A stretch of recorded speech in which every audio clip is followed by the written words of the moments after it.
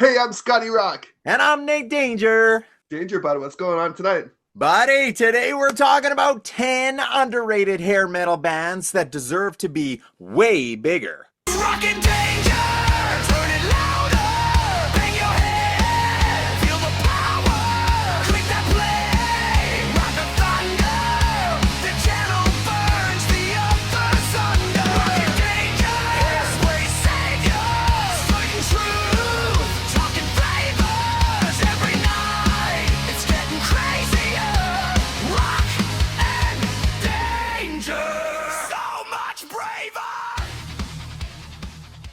Okay, man. Well, what could be bigger than what? You know what I mean? Like, who's the benchmark here? Where's the division? Because some of these bands on this list, they were pretty big to some degree. What list, man? What list are you talking about? Oh, shoot, man. I can't even remember. Okay, so, well, here's the thing. We have a list 10 underrated hair metal bands that deserve to be bigger from Ultimate And? Classic Rock. Who's Yeah. it by?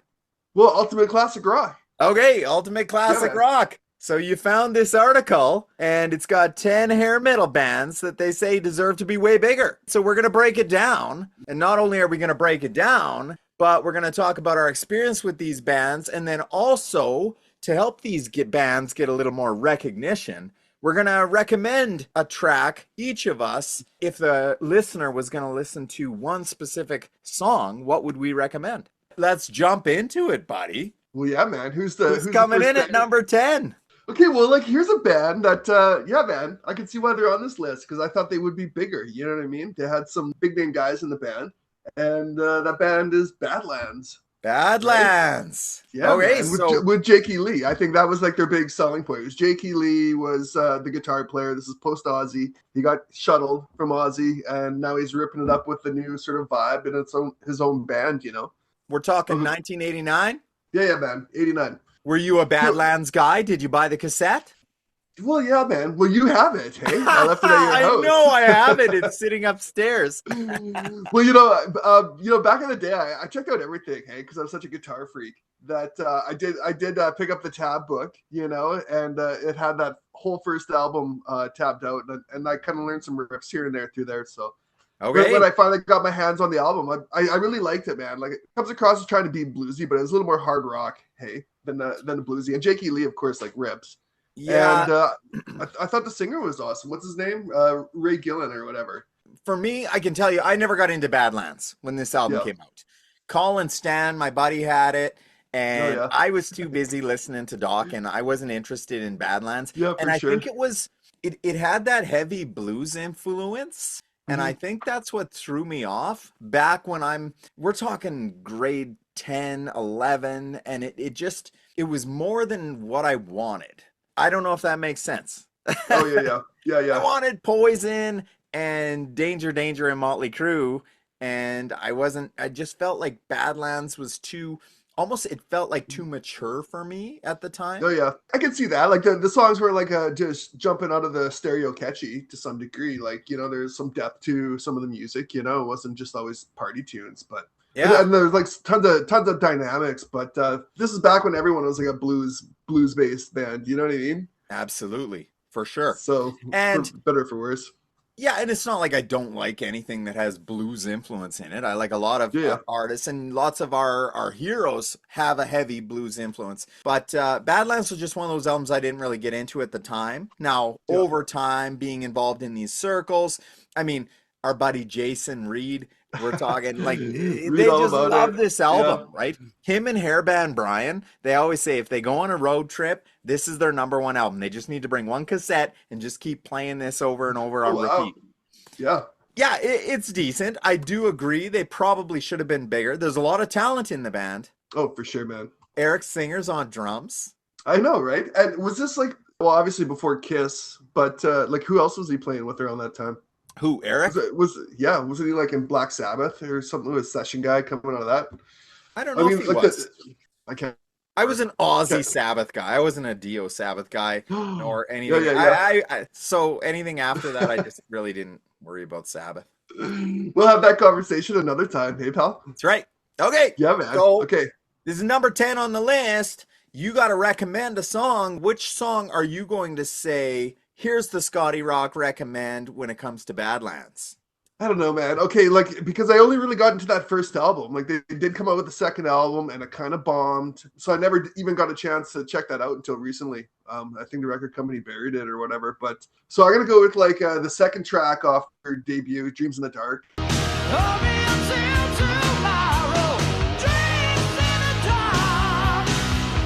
I really like that. It was for me that was like the catchiest, probably the most radio tune on the album. You know, I just love the hook. Yeah, man. It's like it was a perfect sort of catchy song for me, you know. I mean, sure, there's like a other song, High Wire, obviously, like with that intro riff, I love so much. But I think if I had to pick one, it would be Dreams in the Dark. All right. Yeah, man. Nice. What about you? Yeah, what about yourself? Well, you already took my thunder. I'm going with High Wire. Oh.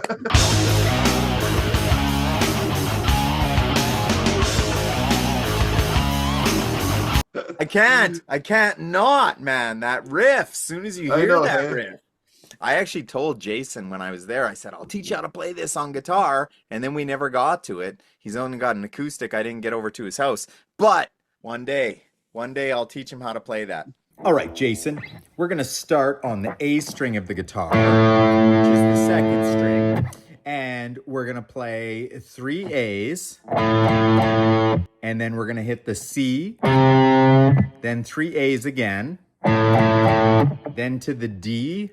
And then we're going to go to the lower E string. And we're going to hit the A, which is the 5th fret. Open. E. Then we're going to hit the G.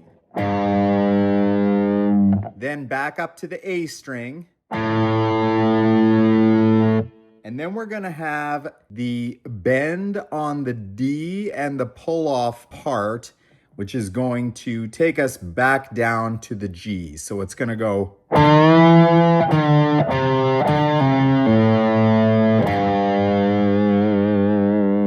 So when you put it all together... That's a great riff. Oh man, yeah. Well, I had that tab book as a kid. Hey, as a fat kid, sitting in my room playing guitar and like do. It was like the perfect riff, hey, to learn on, you know, and to jam it out. Oh, it's great, fantastic. Yeah, that's awesome. Yeah, Badlands. All right, so number 9, buddy. Number 9 is gonna be Bang Tango, one of my favorites. I love this band too, man.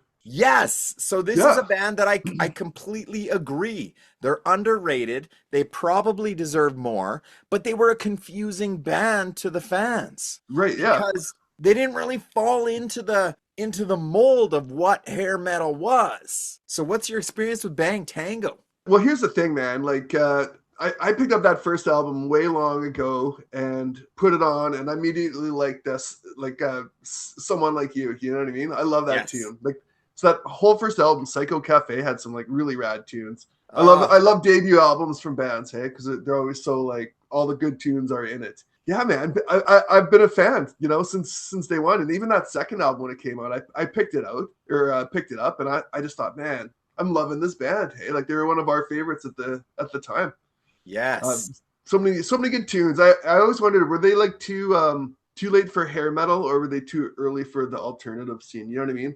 You can kind of flip the switch on these guys. You know, they could have went either way in terms of sort of where they fit in. I think this is the biggest mystery of this band, you know? Absolutely. And I agree 100%. Your comment really makes a ton of sense because they didn't really fit into the hair metal genre. They had a funk aspect to them. I mean, lots of people say, hey, if they would have been just a little later, maybe they would have got lumped in with Jane's Addiction or bands like that. Even maybe a little bit Love Hate, even maybe a little bit Saigon Kickish. I don't know. Oh yeah. Yeah. Some of these other bands that weren't really just specifically hair metal, but there's no denying their talent as a band. I just absolutely love Bang Tango. I always say they're like vampire rock, right? They have this mystique about them. And Joe Leste, his voice, his vocals, like unbelievable. I know, right? Yeah. This guy's probably one of the best singers of that genre, hey? And didn't he go on and do like Beautiful Creatures with yes. What's his name? Like guitar player dude. Is a fantastic album. Yeah, and it was good, man. I was impressed with that. This guy kept going, you know. Oh yes. And then they did Eating Crow. Oh, what was that? Yeah, what was it called? Was it Eating Crow or something Crow? I'm sure it was I, Eating I Crow, was really wasn't it? impressed with that tune because I was just the drummer and the singer, or not the drummer, the bass player and the Bass singer, player. kind of doing Kyle like a Kyle. minimalist thing. Yeah, yeah. Yeah. All right, The guy with buddies. two names doing like super minimal stuff. So You know what? My first exposure to Bang Tango was obviously I talk in lots of our episodes about this mixed cassette tape that you made me, and Bang Tango was on there, and that was my first exposure. And I just remember hearing Joe's voice for the first time, and it just yeah, mesmerized me how it was like this rich feel to it, a crooner. Lots of people say he sounds like a crooner, but then when he goes into that high register and he's high got that voice. Yeah. that wail, that screech, it's just unbelievable. I always said, man, I need a Bang Tango shirt, and my wife got me a Bang Tango shirt, and I posted it on social media, and Joe Leste gave me the thumbs up. So I was like, yeah, buddy, come on our show, Joe. Come on our show. Let's talk Let's do Bang this Tango. already. Oh Huh? man, I love that. Yes. Okay, so a Bang Tango, 100%. I think we're both on the same page. They deserve to be bigger. True talent. What song are you going to recommend to people who've never heard Bang Tango? This was tough for me to think of which tunes, hey, because there's so many great tracks. I think, but I'm Yes. gonna go with a personal favorite, and that is "Wrap My Wings." Boy, you're dead.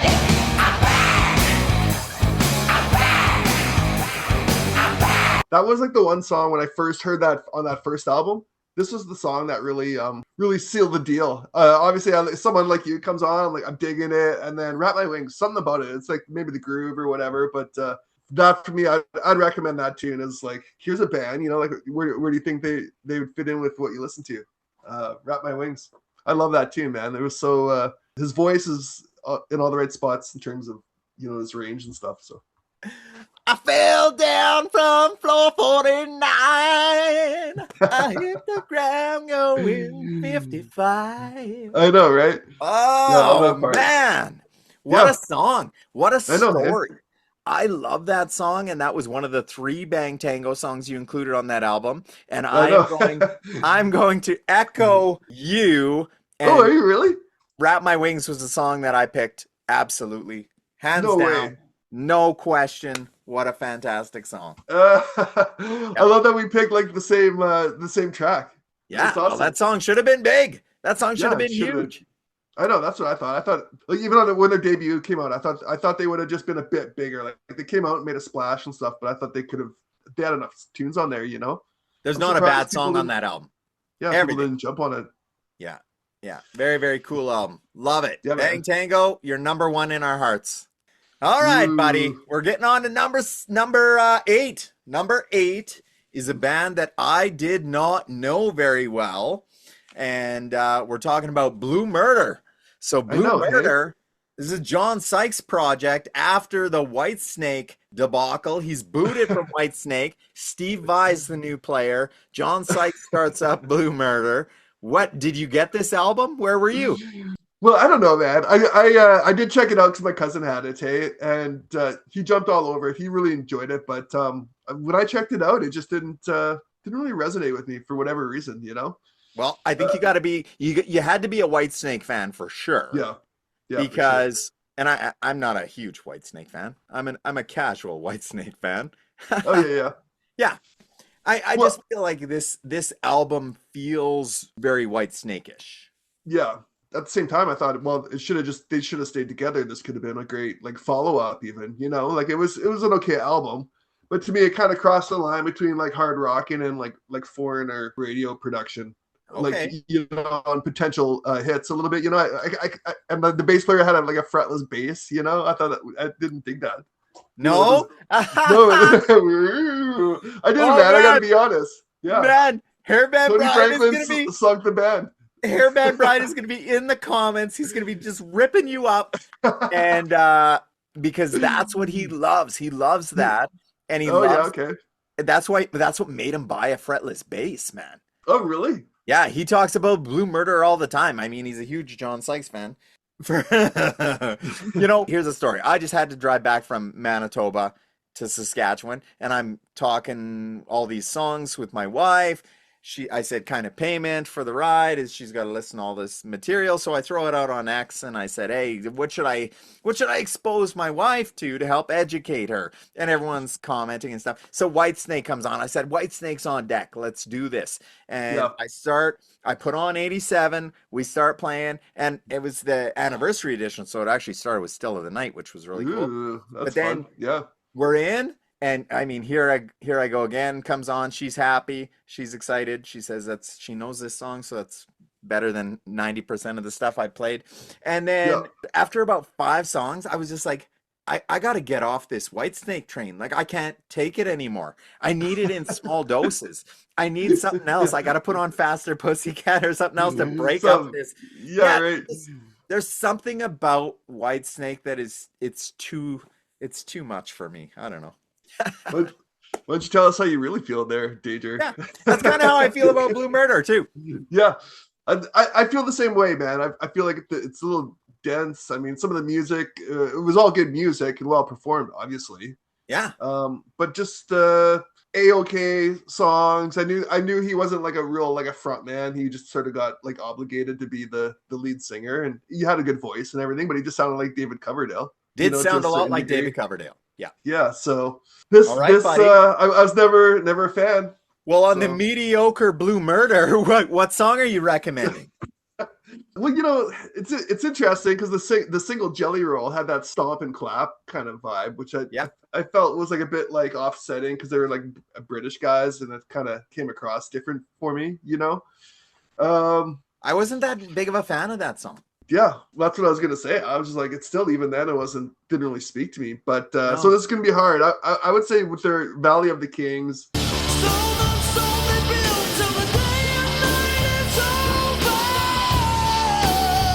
I mean, as a song that I'm kind of half familiar with, I like the better than Jelly Roll. Let's put it that way. But as for like a deep cut or something, there's nothing I could really to get into. Although I did listen to the second album, and I thought the second album was better. And it was like maybe I kind of bailed on them too soon, because the tracks I heard from the second album were pretty good. I just wasn't like super familiar with it though. Order your shirt today, buddy.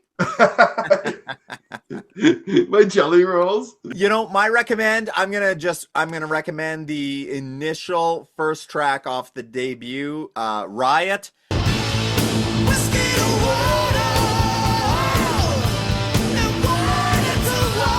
I think Riot's actually a really good song. It's funny because I do like that at the beginning. It's got that little bit of atmosphere happening, and then the fretless bass comes in, which you don't like. But I think that's kind of cool.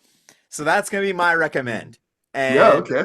Yeah, I think if you like that song, sure, it's a great opener to the album. If you like that song, it kind of sets the stage. Or else, if you don't really like it, then you might as well turn the album off and move on. Let's go. I think that's what everyone did. They hate, not a fan, We're moving on. We're moving on to number 7.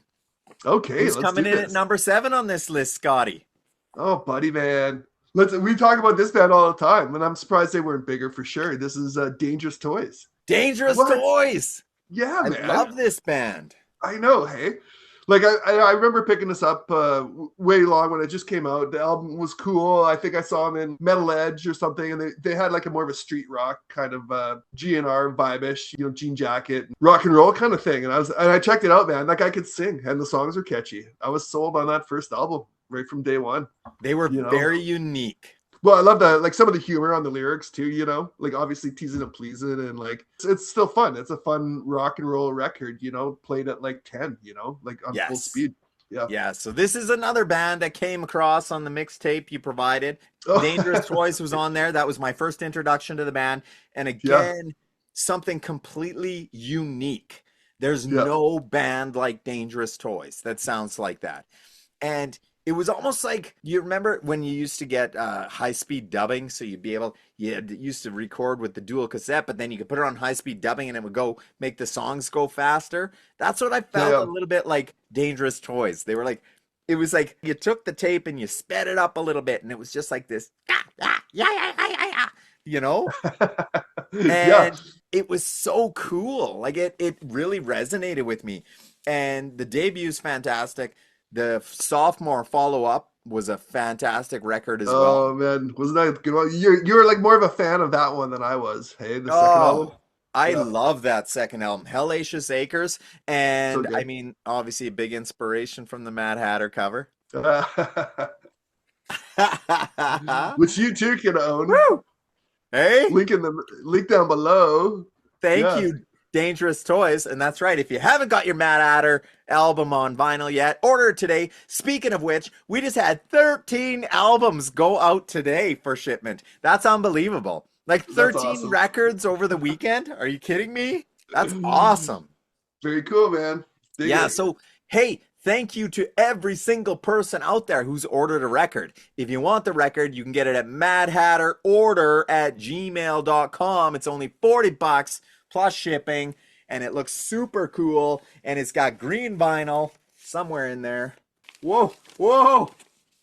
Look at that. Look at that, Beautiful. man. Yeah, that's awesome. Look at the back side of this thing. Oh, Unbelievable. who are those two Who are cool those dudes? handsome you know? guys? Yeah, man. Those guys look cool. Yeah, well, Dangerous Toys, All the right, okay, Texas yeah. boys. Yeah, man. Love it. What album do you like better, the first or the second album? Because like obviously, like every other band, they kind of fell off the planet a little bit. Hey, after their timing, they just hit the wall with grunge and whatnot, and they still put out kind of like a grungy album, didn't they? Well, they put out like an alternative album. So they had Yeah, Piss. which was pretty cool, man. Piss was a third album. So that usually lots of people hold to that in higher regard. It was a little bit heavier, Yeah. and there's some good tunes on Piss. But then they came out with the artist formerly known as Dangerous Oh, that's Toys. right. And that's when they went more electronic alternative. And Yeah. lots of people really don't like that album, but I think it's okay. I think it's a fun listen. But Yeah, it's still a fun listen. yeah, Yeah. I think the debut, if I had to weigh, I don't know. They're very, very close for me, but I'd probably say the debut is a slightly better than Hellacious Acres, but I really enjoy both albums for different reasons. Yeah, man. Yeah. Well, I know I'll just pick my tune. I'll just let her buck, hey. But for me, it's going to be 10 Boots Stomping. 10 boats are rolling and a rubbing. 10 boats are stomping and a kicking up. Oh yeah? Yeah, man. I You're think like 10 boots. yeah, man. I love the attitude of that song, and even like the singer, that Jason McMaster or whatever. Yes. Man, this guy's got a great voice. You know what I mean? Like a perfect front man. Sounds like everything's so high energy. I love it. But 10 Boots Stomping is something that I would recommend off this album. But I love Scared too, because that's such a catchy moment, hey. But for me, it's a personal 10 Boots is the track. Nice. Scared Yeah, is a man. great song. The I know, reason hey. I almost put Scared because it's got more, like, I feel like it's not as far off. Scared is probably their most listener friendly tune, and I Yeah, think that's I why it agree, was yeah. put as a single. But then I thought, well, if I'm gonna pick one, I don't want to pick the single necessarily, because the single, if they're still underrated after the single was exposed, then maybe if there was a different song. So the song I chose for Dangerous Toys is going to be Queen of the Nile. Queen of the Nile, love me like an earthquake. Ooh, that's a good one. Yes, that is Yeah, a man. banger. That's a real good one. I love that song. I could play that every day. I just absolutely love it. So that's going to be my Yeah. recommend, buddy. Dangerous Nice, Toys, man. one hell of a band. Yeah, that's too bad. This is one band. I don't know if it's probably timing for these guys, hey, but a couple more years, in that sort of realm of when things were in everyone's favor. They're opening for everyone, right? So They were so great, though. I remember the first time I saw the video for Line 'Em Up. You got to line 'em up. I know. I think I was with you. Hey, I think I was with you when we saw that. 'Cause I So remember you great. singing that. Yeah, right. Awesome. Yeah. All right. Cool. Well, number six Ooh. is a band that I think is dear to your heart. Who are we talking here? We're talking the boys Oh. from Finland. Yeah, Finland. Yes. Okay, well, yeah, I mean, obviously we're talking about Hanoi Rocks on this list. They're one of the bands that were never as big as they could have been. You know what I mean? Well, obviously for certain reasons. I mean, just Yeah. when they were about to blow up, possibly, potentially, Vince Neil kind of put a damper in that.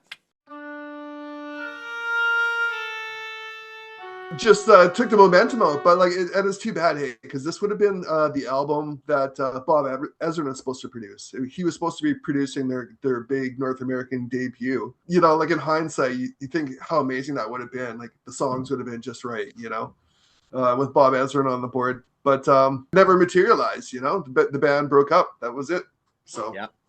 Hanoi Rocks, yeah. man. Oh I man. mean, this is a band that influenced so many others, especially when I you take know. a look at early pictures of GNR. Their look, Yeah. what they tried to become, was very, very similar to the Hanoi Rocks style. They had that punky edge to them, but they also Right. had some of that glammy feel because of what Michael Monroe brought to the mix. So Right. really, Yeah. really cool dynamic and some great songs. Oh man, I love the interplay on the dual guitar, and of course, like Mike Monroe's like an iconic front man. Like he's still out there going hard. Yeah. Um, yeah, man.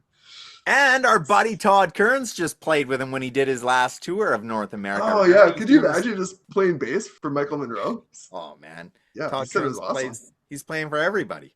yeah, It's awesome. very cool. So when it comes to Hanoi Rocks, did you have lots of their albums? Well, you know what? I had them all actually because I started taking guitar lessons from Dwayne Todorchuk. Okay? Yes. And he had all their albums, and we were learning a couple of riffs off it because it was easy, like G, C, and D stuff. But he dubbed me copies of all the albums way back, and they just sort of came out on a reissue, I think, at that time. Yeah, man, I was a fan, you know, because I kind of filled that void with like GNR wasn't there, you know what I mean? Yes. Just Well, had that Hanoi early Rocks. like kind of When did rock they and come roll out? thing. It was like early '80s, like '79, I think '78. They got their start at some point. Okay. 81, I think, was their first album. So And when they came over, kind of breaking into the American market, we're talking probably 80, 84, uh 85, yeah, maybe? yeah, around I guess that would technically be 85 might be have when they're been. trying to break. Yep. Yeah. I hope that you're not going to recommend Up Around the Bend. Uh, what's your go-to? What's your recommend to people who've never experienced Hanoi Rocks? Oh man. Well, you know, for me it's like starting with the first album. Bangkok Shocks, Saigon Shakes, Hanoi Rocks. I love that wordplay. And I think it's like what 81 or whatever, but for me I love the song which is kicks off this album, by the way, is the song Tragedy.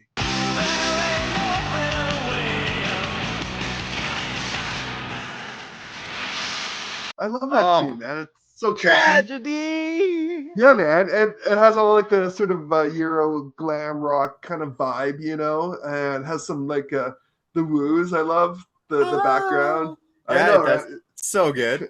I know it's so good. This song always, I've always loved this tune, man. This whole album is a big hit for me. Like "They'll Never Leave Me" or "Stop Crying," "Village Girl." You know, I love this It album looks for like sure. Village Girl to Village Girl, me. dude, dude.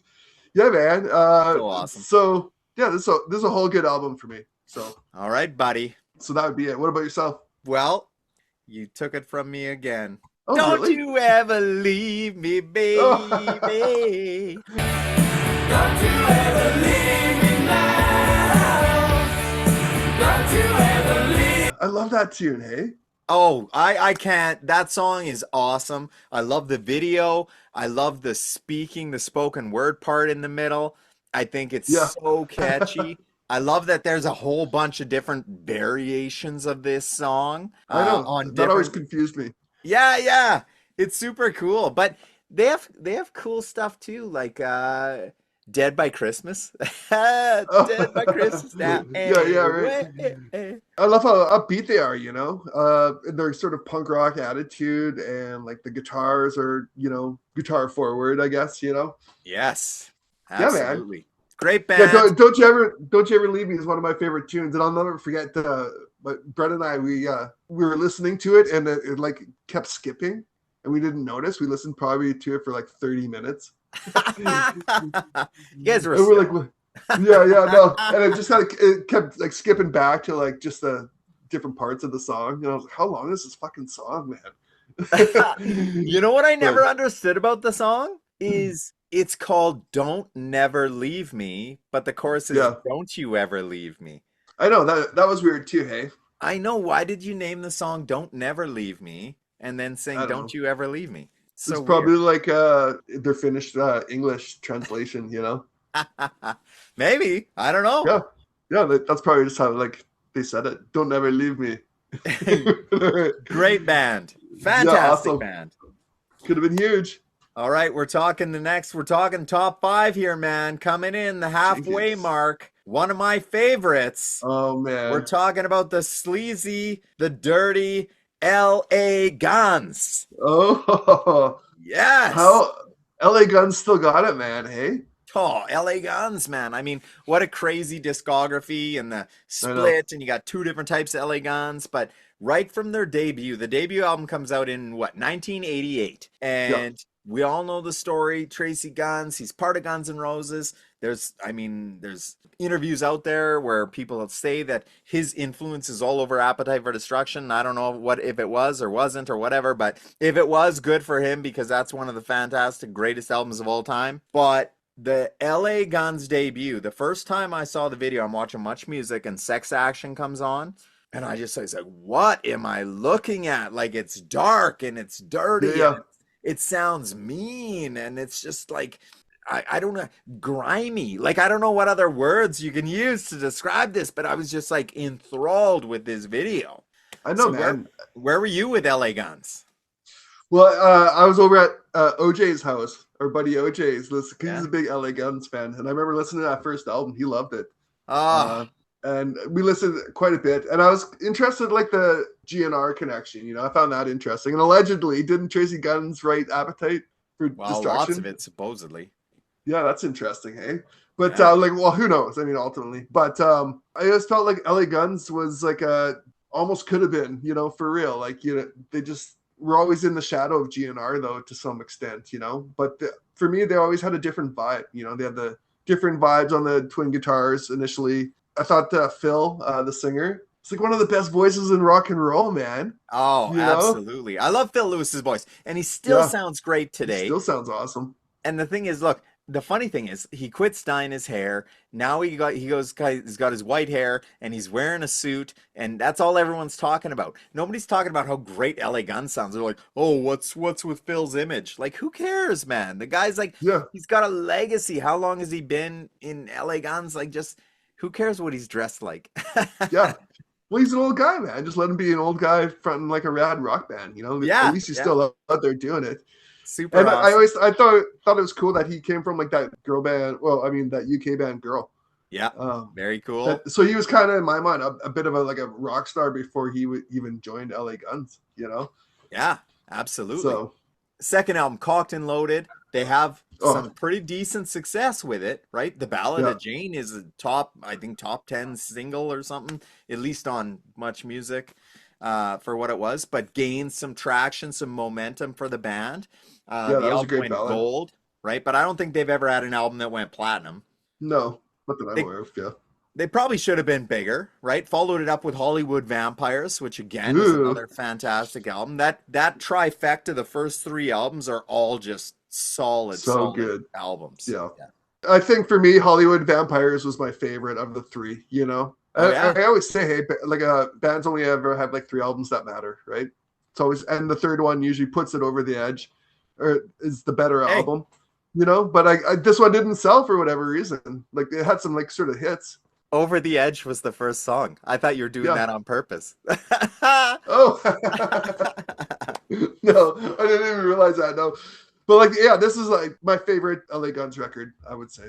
You know, Nice. I Nice. kind of fell off Vicious Circle, you know, the one that came after this, like the original first four, I guess, before they switched out Yes. singers. Got complicated, you know. I like the fact that it was harder and faster and more aggressive. And it was like they sort of gave up trying to write hits and being in a band that fits in on the radio, you know. That's where that album like shines for me. But in my memories, I'm gonna take oh man, Kiss My Love Goodbye. No, It's Over Now. It's Over Now. That's The your ballad off recommend? yeah, off Hollywood Vampires. Thought you'd be coming round, but it's over now. I think that for Okay. me is one of their stronger ballads, and I just dig the tune, man. I think it's a solid tune, still is. Nice. Yeah. What Okay, about well, you, Danger? You know, I did really, really enjoy Hollywood Vampires, but it wasn't as, I didn't think it was their best by far. Maybe I was let down by those 3D glasses that never worked. Oh, It was like, I got the 3D glasses, and the album cover never really looked 3D, so it was kind of a disappointment right off the yeah, hop. right.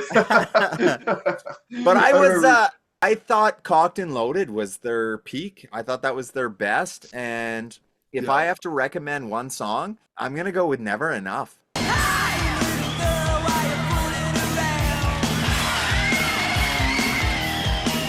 Never Enough. ooh, What a yes, the video, it had that black and white yeah, yeah, aspect about it, and the riff is just such a cool riff. It's poppy and catchy enough that it should have yeah, been a massive radio smash, and it wasn't, which is too bad.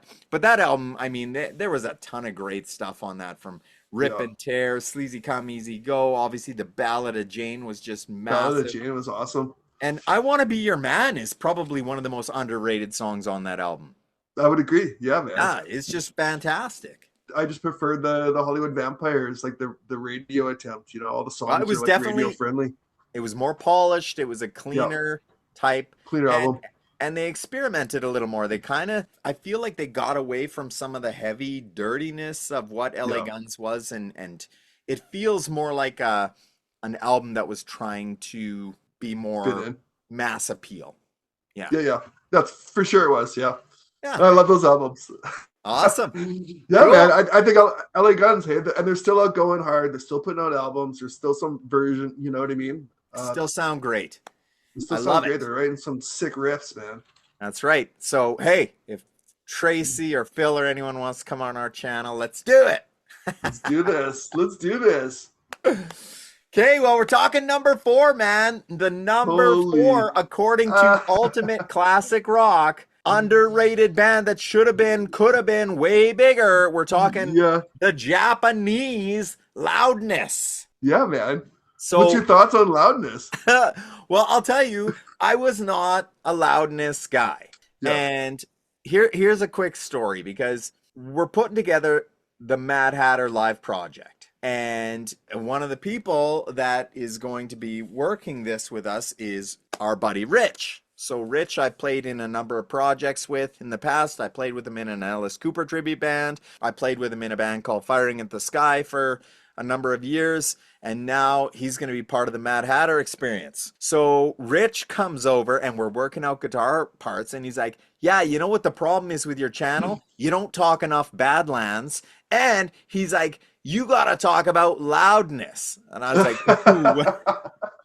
And I'm like, Loudness? He's like, yeah, this Japanese, this Yeah. is the real band. And I mean, Rich, he's all into, he's a big guitar guy, right? So he loves Yeah, yeah. George Lynch and stuff like that, and UFO and everything. But he comes in, and so I said, like, I haven't even really listened to Loudness. And he pops on the album. So the first time I listened to Loudness is like 3 weeks ago. That's like my first exposure to this band. And I'm like, this is crazy good. It's Yeah. really good. I know, right? Yeah. What about you? Did you know this band? Well, I remember it from when I was like younger, hey, because the album cover is so cool. But no one I knew even had a copy. No one ever played it. No one, I've never heard it, hey, up until you know, the internet was more, you know, friendly. And I've checked it out, man. I gotta agree, like it is awesome. And kind of like too bad I missed out on some of it. Yeah. But I remember reading about him in magazines and stuff, and I got the vibe, you know, the guy's a wicked guitar player, and you know, for the American market, and they're just like singing phonetic English, you know, for the hits or something. And they got a ton of albums. Like, They got a ton of albums, yeah.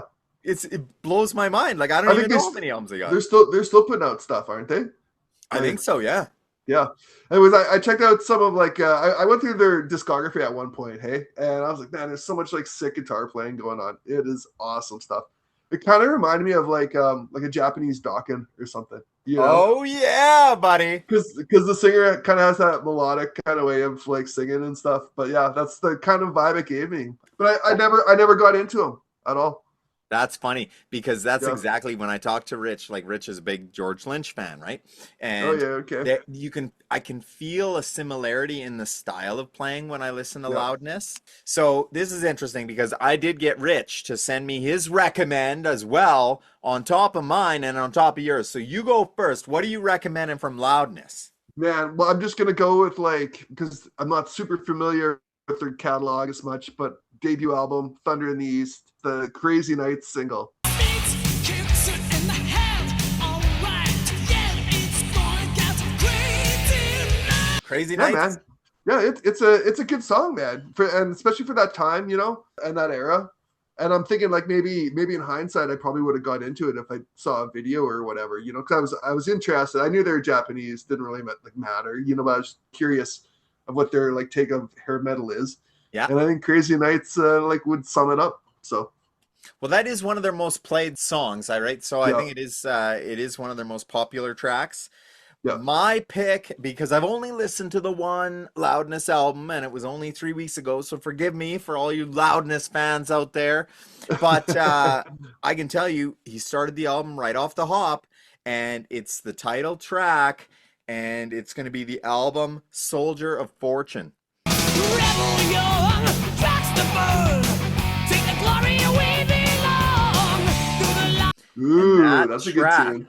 that track is incredible. I know, And right? yeah, absolutely. I was like, I'm listening to this as we're going through and we're talking about it's just like halfway through the song. I'm like, I can't believe I have never heard this. This is great. And so that's going to be my pick. And then I texted Rich before we did this episode and I said, Yeah. what's going to be your pick? Because we're going to be talking a little bit of Loudness. So I got to tell this story about how you introduced me to it. And Rich's pick was going to be Demon Disease. We are the chosen, not keepers of all we know. We are the future of all we believe. Off the same album, off of Soldiers of Fortune. So those are going to be the picks that Oh, you really? can listen to if you're looking for Loudness. Wow. Okay. Yeah. Yeah, man. I'm stoked because I feel like this is a band I could get into because the music's pretty awesome. It's catchy. Yeah, They got absolutely. a ton of albums to rip through. So Well, yeah, no shortage for sure. yeah. All right, so we're getting down number three. Number three. Hey, we Ooh. just talked about Dawkins. Yeah, man. Who's our number three? The number Oh three yeah, man. underrated band. Lynch Mob. Lynch Mob. Lynch Mob, man. What are Reckless Lynch. couldn't handle Don Dawkins, He's out of there. Yeah, absolutely. So I don't know. I don't know what the real story is, but well, obviously Dawkins breaks up and George Lynch Yep. creates Lynch Mob and they released their debut album, Wicked Sensation. And I think in the circles we're running in right now, this is a pretty high regarded album. oh man, the last two Dawkins albums, that live album and Beast from the East was the live album. Beast from the East was the live album. What was the Back for the Attack? Back for the Man, Attack. Those are so good albums, hey? Back to back. I'm not normally like a live album guy, but I love that Dawkins live album. I'm like, this is what I love about it. So when he left, I was curious because obviously he's a wicked guitar player. Like, half your sound walks out the door. What's the next band gonna sound like? And it just sounds like Dawkins with a different singer to a certain degree, but much more aggressive. You can tell there's he's making the calls, right? You can tell he's like, deciding the direction of the band. And that first album with the singer, man, Oni Logan, I thought that was a heck of an album, man. I was impressed. That debut is I loved it way more than unbelievable. Dawkins. Yeah, I know, lots right? of people are going to put this as a 10 out of 10 album. There is a ton of gold on it, and it was like George Lynch had something to prove. And I mean, we've done a bunch of episodes in the past. We did our top 5 guitar players. George Lynch made both of our lists as one of our favorite guitar players of all time. I said I couldn't get into Badlands because I was too busy rocking with Dawkins. I love Dawkins, and you're right. Back for the Attack, I think, is their number one album. Beast from the East is a fantastic live album, but I mean, they had tons of hits before. On my road trip back from Manitoba, I made my way for listening to lots of Dawkins. And I was super, super pumped when, obviously, Wicked Sensation comes out. So, what are you going to choose to recommend from the one and only Lynch Mob? This one's a pretty obvious one for me. I'm gonna go straight off with Wicked Sensation. When I'm on the inside, I wanna get out. Oh, I need that good. Not only was that like one of the singles and name of the album, but like for me, it was such a catchy riff and an amazing way to start like a record, you know? Yes. With the new singer coming in, you know, like it really sort of showed that this is a band. It felt like more like a band, and the singer was everyone fit in, and it was like one big project. It wasn't just like a solo album, you know what I mean? And he had such a cool voice. Oh man, didn't he? Yeah, for sure. Yes. And the album cover was deadly. I thought, cool, man. Super cool. So, but like the whole album itself is pretty. Yeah, I mean, it's a great listen. You know, it's a classic for that era. So 100%. And you talk about an iconic opener, Wicked Sensation. That's going to be my recommend too. It's going to be absolutely. Yeah. How can you deny it? I hear that song I know. on the radio. First thing I do is crank it to 10. Let's go. It doesn't matter. That song is so great, and his voice is fantastic. It's a shame that he couldn't have the stamina to do it live. I know. Right? Yeah. Because on their Was that what second happened? album, yeah, their second album was Robert Mason became the singer, right? Right. And then they added some horns and stuff to it, and it sounded like a watered down version, because I feel like the second album, I wanted it to be a replication of the first, and it was so much not. I mean, some of the songs are pretty good. They're pretty good, but it sounds watered down. I can't say anything else, right? Yeah, man, I have to agree with you on that one totally. I think the first album had it all for me, and I was hooked. I was ready for like the second, third album, and it just didn't deliver on the second record, you know? Yeah. And there was like tons of good guitar stuff, but just the songs, the vibe, the guy's voice, it just wasn't as cool as the first record in whole. I agree. Well, we're on the same page, buddy. On the same page. So I like it. Could they have been bigger? You know what I mean? Like in this initial lineup, do you think like they had some legs to be like a big replacement for Dawkins to some degree? Well, possibly, but or it's just a great debut. You know what I mean? I don't know why they weren't bigger on that debut album. Yeah. Because like I said, so many people consider it a 10 out of 10. Now, probably was timing, right? Wicked Sensation would have came out in what? 1990, 1991? Yeah, 90. Somewhere in there. So we're towards the end of the game, and you know, just a new band. Maybe other people were looking elsewhere already at the time. I mean, the market was saturated, and we all know what it eventually happened. So could have been just a timing thing with them. Yeah, for sure. Too bad. But I mean, that's too bad. So sad. Yeah. At least we got dysfunctional out of it. All right, buddy. We're down to the top two. Number two. Okay, man. This is something. So this was I didn't even know why this was on the list. And when you read the article, it says, I know you're wondering why this band is on the list, because we're talking about Warrant. And I know, how right? do you say Warrant is an underrated band that should have been bigger? But the article goes on to explain that, sure, even though they had these top songs and they had a lot of success and they sold a couple million albums, 2-3 million albums, the article goes on to say that Dog Eat Dog is one of the most overlooked albums of the genre, which should have been absolutely massive. And it's a shame that this album barely went gold. Yeah. and barely went gold. It took a long time for it to get to gold. Like initially, I think it only sold about 250,000 copies. And this is Warrant. And Dog Eat Dog is probably regarded as one of the best albums of not even just hair metal, but of metal. Yeah, it's not crazy story, hey? Like really when you look back and listen to this album even, and put it within context of the time, this is by far one of the best albums of that year or of that era. Unbelievable. You know, kind of capped it off, and it sort of started something good with Warrant. You know, I see why people kind of turn their shoulder to like a serious Warrant a little bit, you know, because everyone loves the ballads and the fun and the chicks, right? But and I never got into this album initially, but I love it now. Hey, like I get why it's awesome, and there's so much amazing like riffs going on this album. The production is like the best. Oh, the production is phenomenal. The songwriting is brilliant. Yeah, for sure. you know, even the topics that they cover lyrically Yeah, it are was different. Yeah, crazy. It's like at the time when this album came out, it was just insane. Now, it wasn't cherry pie, and maybe that was the problem. that was probably the problem. Yeah, If you've got a lot of fans who wanted a fun, Poison-like Warrant album, then this wasn't going to be it, right? yeah, It still had its glimpses of that. You got songs like Bonfire and stuff, which kind of was a little bit dude, of that's a that, sick riff. Yeah, but you man. had a lot of darker stuff. You had the Hole in Yeah. My Wall and the Bitter Pill and the Let It Rain, and I mean even the Machine Gun. The first single was really hard and heavy. Oh man, that was a good one. And they pushed for that, hey, even though it sort of didn't have any sort of radio catchiness. I remember reading about that. And you know, it's interesting. If Cherry Pie wasn't on that album, that album itself would have been like a little more made sense as it steps in this direction to this album. You know what I mean? It would have made musical step forward again. Whereas Cherry Okay. Pie was, I think, just a hit. You know what I mean? What I'm saying? I love Cherry Pie. Yeah, man. It's I love the yeah, song. I love it too.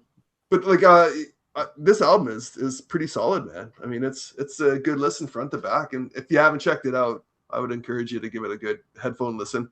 All right. Well, what are you going to recommend? What's your go-to then? What would I recommend for Warrant? That's a tough one. I would say I'm gonna go with Uncle Tom's Cabin.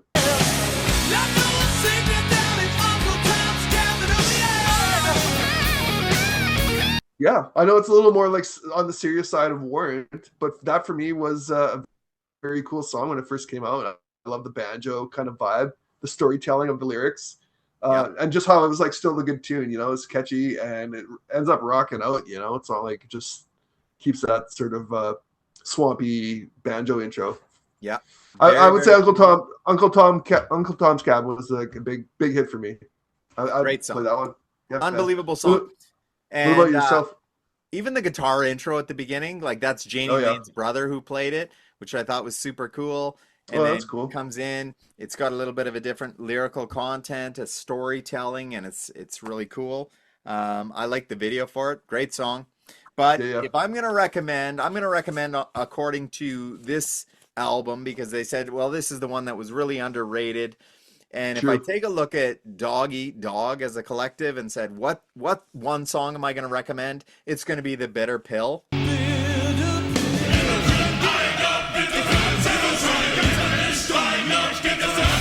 I just think that song is incredible, and it touches all aspects for me. It's got your slower components, got your heavier stuff. It's got that Queen-like breakdown in the middle with all the orchestra type parts in it, and I just think it's a fantastic song. Hey, Danger, I just got to pause this for a second. Yeah, buddy. Give me a second.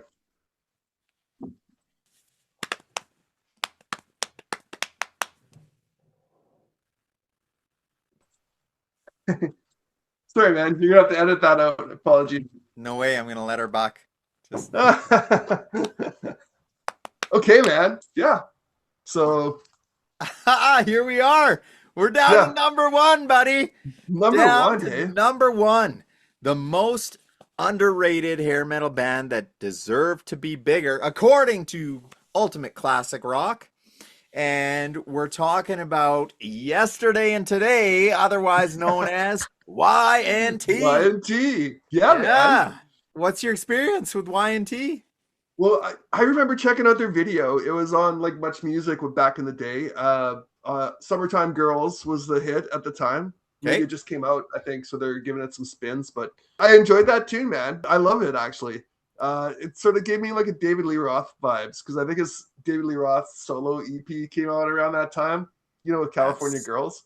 So you know, I love the video. You know, just hanging out on the beach. You know, California vibes. But well, I was Nice. never a huge fan of YNT. Like I picked up this album with that, and I enjoyed it. I think that was probably like their best album for me. Even though they had like good stuff that came afterwards, I checked out some of their records, but it wasn't catchy. I always felt like YNT was, you know, more of a '70s band that kind of drifted into the early '80s glam rock, you know, by default a little bit. Does Okay. that make sense? Yeah. Yeah.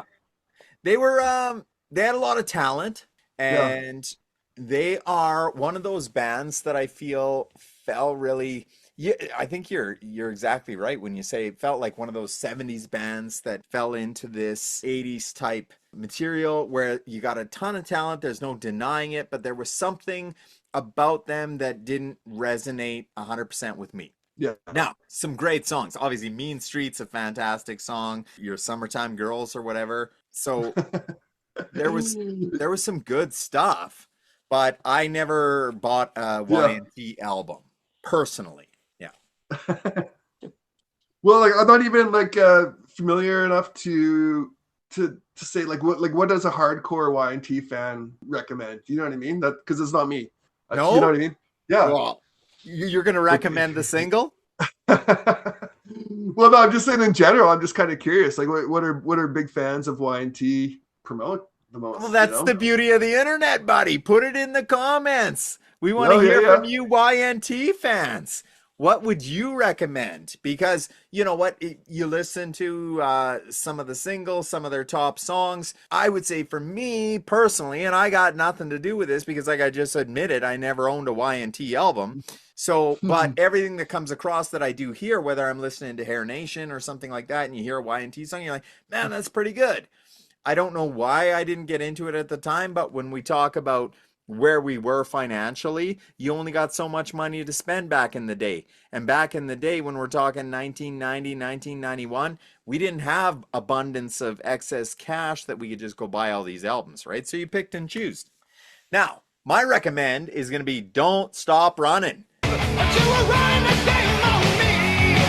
'Cause baby, it's all for your life, life. That is a Ooh. fantastic song. I was originally going to go with Mean Street because I think Mean Street is great. And Mean Street's probably their most played song on Hair Nation, Oh yeah. Okay. aside from the other single. But I had to go with Don't Stop Running. That song is just awesome. All right. Well, there we go. A little Y&T. Hey, for everyone. That's right. Now you know it. You know the 10 bands that potentially deserve to be bigger and what we think about it, but we want to hear what you think about it. Let us know in the comments. And if you've watched this far, give us a like, give us a subscribe, help share our videos and build our channel. We are still on mission 1,000 Let's go. subscribers. So what are we going to do, Scotty? We got to do something special for the 1,000th subscriber. We'll figure it out. We'll do like a live stream, some shots or something. Yeah, you'll do a topless episode. That'll make Jason Reed really happy. He'll Huge pass. Huge pass. You got to pay for that content. That's right. That's right. It's gonna cost more than you think. Could you imagine? We have a Rocket Danger OnlyFans and it's just us without our shirts on. Just Yeah, doing the we same do the thing. exact same episode, but Just nipples topless. out. All right. Rockin' Danger out. Rockin' danger, turn it louder. Bang your All right, I'm gonna have a sip of this whiskey. My son's girlfriend brought me over like a 2.6 of whiskey. Oh, nice. Yeah, man. Just be cranking whiskey. Oh, that was cool. Because you just tip the cup back, and when you tip the cup back, it went to the Mad Hatter mouth in the middle of your cup. Yeah, that was cool. Danger zone, hey? Okay. Ready to roll? Yep. Let's roll. This is fun.